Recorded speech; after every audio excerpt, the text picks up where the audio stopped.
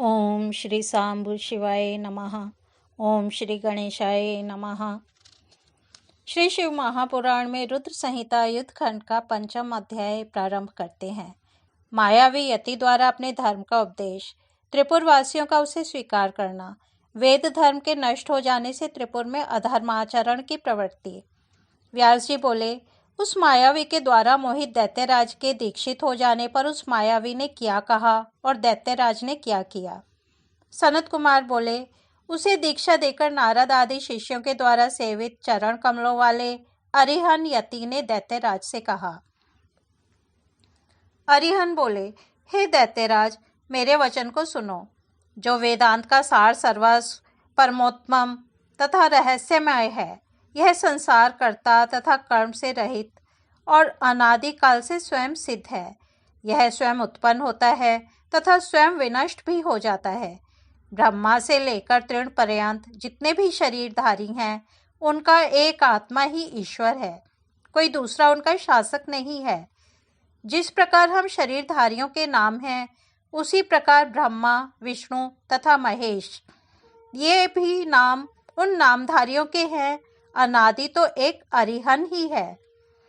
जिस प्रकार हम लोगों का शरीर समय आने पर नष्ट हो जाता है, उसी प्रकार ब्रह्मा से लेकर मच्छर तक का शरीर अपने समय से नष्ट हो जाया करता है। विचार करने पर ज्ञात होता है कि शरीर में कहीं भी कोई विशेषता नहीं है, क्योंकि सभी जीवधारियों में आहार, मैथुन, निद्रा तथा भय समान है।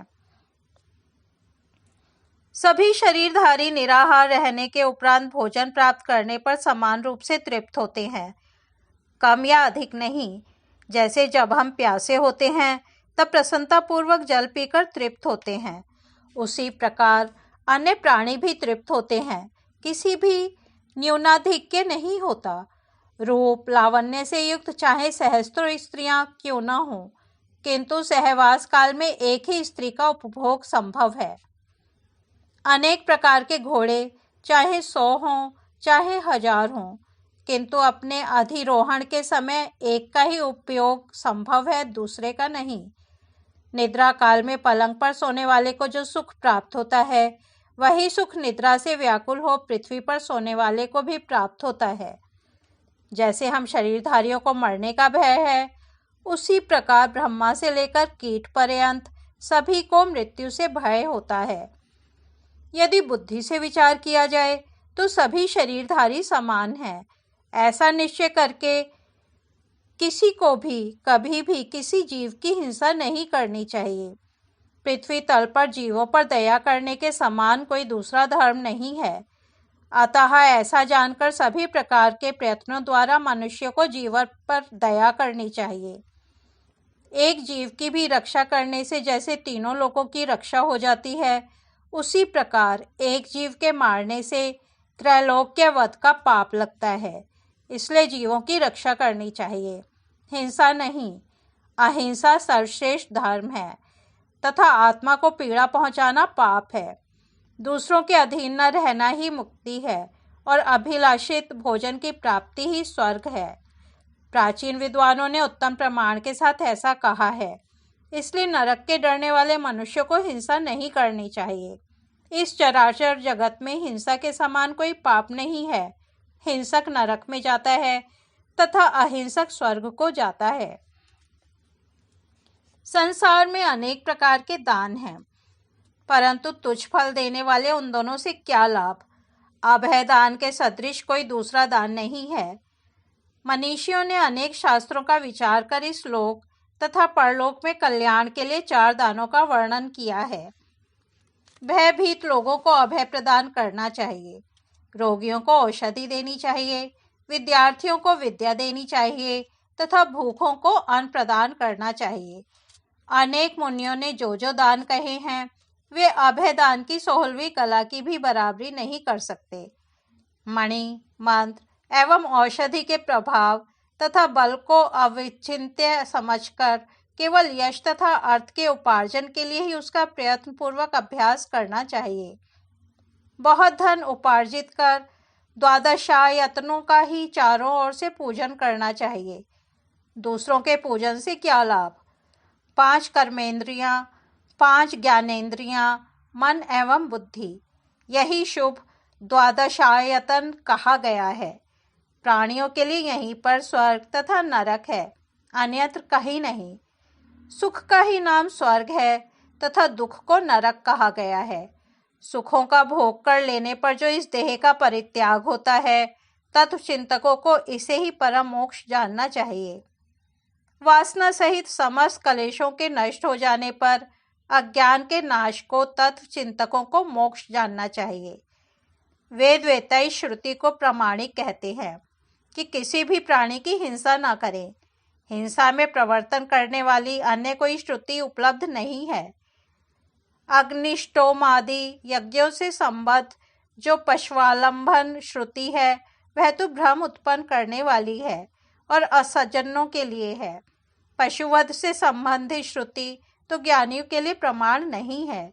यह तो बड़े आश्चर्य की बात है कि वृक्षों को काटकर, पशुओं का वध कर, उनके रुधिर का कीच बनाकर तथा आग में तिल घी आदि को जलाकर लोग स्वर्ग की अभिलाषा करते हैं।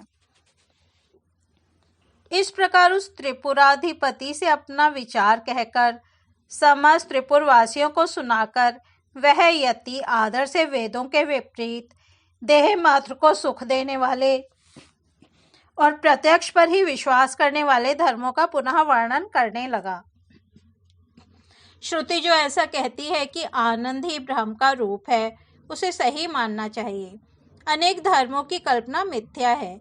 जब तक यह शरीर स्वस्थ है, जब तक इंद्रियां निर्बल नहीं होती और जब तक वृद्धावस्था दूर है, तब तक सुख का उपभोग करते रहना चाहिए। अस्वस्थ हो जाने पर, इंद्रियों के विकल हो जाने पर एवं वृद्धावस्था आ जाने पर सुख की प्राप्ति किस प्रकार से हो सकती है। इसलिए सुख चाहने वाले को अपना शरीर भी याचना करने वालों को प्रदान कर देना चाहिए। जिसका जन्म मांगने वालों की मनोवृत्ति को प्रसन्न करने के लिए नहीं हुआ, उसी से यह पृथ्वी भार युक्त है, समुद्रों, पर्वतों तथा वृक्षों से नहीं। यह शीघ्र नष्ट हो जाने वाला शरीर है तथा संचित धन विनष्ट हो जाने वाले हैं। ऐसा जानकर ज्ञानवान को देह सुख का उपयोग या उपाय करते रहना चाहिए। यह शरीर कुत्तों, कौवों तथा कीटों का प्रातःकालीन भोजन है और शरीर अंत में भस्म होने वाला है, ऐसा वेद में ठीक ही कहा गया है। लोकों में जाति कल्पना व्यर्थ ही की गई है। सभी मनुष्य समान हैं, तो कौन उच्च है और कौन नीच है। प्राचीन पुरुष कहते हैं कि सृष्टि की आदि में ब्रह्मा उत्पन्न हुए। उनके विख्यात दक्ष तथा मरीचि 2 पुत्र उत्पन्न हुए। जब मरीचि पुत्र कश्यप ने दक्ष की सुंदर नेत्र वाली 13 कन्याओं से धर्मपूर्वक विवाह किया, तो फिर इस समय के अल्प बुद्धि तथा अल्प पराक्रम वाले लोगों के द्वारा यह गम्य है, यह अगम्य है, ऐसा विचार व्यर्थ ही किया जाता है। मुख, बाहु, जंघा एवं चरण से 4 वर्ण उत्पन्न हुए हैं। पूर्व पुरुषों ने यह कल्पना की है, जो कि विचार करने पर ठीक नहीं लगती है। एक ही पुरुष से, एक ही शरीर से यदि 4 पुत्र उत्पन्न हुए, तो वे भिन्न भिन्न वर्णों के किस प्रकार हो सकते हैं। अतः वर्ण एवं अवर्ण का यह विभाग उचित नहीं प्रतीत होता है और इसलिए किसी को भी मनुष्य में कोई भेद नहीं मानना चाहिए। सनत कुमार बोले, हे मुने, दैत्यपति तथा पूर्ववासियों से आदर पूर्वक ऐसा कहकर शिष्यों सहित उस यति ने वेद धर्मों का नाश कर दिया। पातिव्रत्य रूपी महान स्त्री धर्म को तथा समस्त पुरुषों के जितेंद्रियत्व धर्म को खंडित कर दिया। देव धर्म, श्राद्ध धर्म, यज्ञ धर्म, व्रत तीर्थ, विशेष रूप से श्राद्ध, शिव पूजा, लिंगार्चन, विष्णु, सूर्य, गणेश आदि का विधि पूर्वक पूजन और विशेष रूप से पर्व काल में किए जाने वाले स्नान आदि, इन सब का खंडन किया। हे विपेंद्र, बहुत कहने से क्या लाभ। मायावियों में श्रेष्ठ उस मायावी यति ने त्रिपुर में जो कुछ भी धर्म थे, उन सबको दूर कर दिया। त्रिपुर की सभी स्त्रियां उस यति के धर्म का आश्रय लेकर मोह में पड़ गईं और उन्होंने पति की सेवा के उत्तम विचार का त्याग कर दिया। आकर्षण एवं वशीकरण विद्या का अभ्यास कर मोहित हुए पुरुष दूसरों की स्त्रियों में अपने मनोरथ सफल करने लगे। अंतः पुर की स्त्रियां, राजकुमार, पुरवासी, पुर की स्त्रियां आदि सभी मोहित हो गए। इस प्रकार सभी पुरवासियों के अपने धर्मों से सर्वथा विमुख हो जाने पर अधर्म की वृद्धि होने लगी। हे प्रभो, उन देवाधिदेव विष्णु जी की माया से और उनकी आज्ञा से स्वयं दरिद्रता ने त्रिपुर में प्रवेश किया। उन लोगों ने जिस महालक्ष्मी को तपस्या के द्वारा श्रेष्ठ देवेश्वर से प्राप्त किया था, प्रभु ब्रह्मदेव की आज्ञा से उन्हें छोड़कर वह बाहर चली गई। इस प्रकार विष्णु की माया से निर्मित उस प्रकार के बुद्धिमोह को उन्हें क्षण भर में देकर वे नारद जी कृतार्थ हो गए। उन नारद ने भी उस मायावी जैसा रूप धारण कर लिया था, फिर भी परमेश्वर के अनुग्रह से वे विकारयुक्त नहीं हुए। हे मुने, दोनों भाइयों तथा मैं सहित वह दैत्यराज भी शिवजी की इच्छा से पराक्रमहीन हो गया। इस प्रकार श्री शिव महापुराण के अंतर्गत द्वितीय रुद्र संहिता के पंचम युद्ध खंड में त्रिपुर मोहन वर्णन नामक 5वां अध्याय पूर्ण हुआ। कल हम 6ठा अध्याय सुनेंगे। तब तक यहीं विराम देते हैं। ओम नमः शिवाय।